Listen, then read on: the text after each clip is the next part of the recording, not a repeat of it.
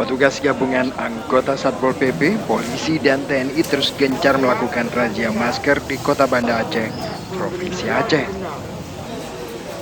Razia yang dilakukan pada malam hari menyasar sejumlah lokasi keramaian, seperti halnya warung kopi. Petugas masih banyak menemukan pengunjung warung kopi duduk berkerumunan dan abai tanpa menggunakan masker. Saat mengetahui kedatangan petugas, warga yang tidak memakai masker kocar-kacir meninggalkan warung kopi.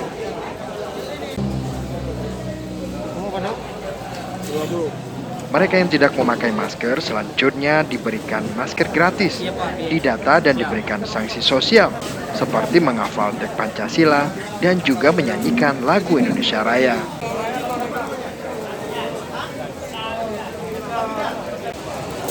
Pelaksana tugas Kepala Satpol PP Kota Banda Aceh Heru Triwijanarko mengatakan, razia masker akan terus dilakukan sebagai upaya penegakan peraturan Wali Kota Banda Aceh nomor 24 tentang penggunaan masker di ruang publik untuk pencegahan penyebaran COVID-19. Sasaran seperti ini kalau malam kami terhadap kafe-kafe yang ada kerumunan. Jadi kita tetap melakukan sesuai prokes, menggunakan masker, cuci tangan, menjaga jarak dan menghindari kerumunan. Berdasarkan data COVID-19 Dinas Kesehatan Provinsi Aceh, warga yang terkonfirmasi positif virus corona berjumlah 7.482 kasus.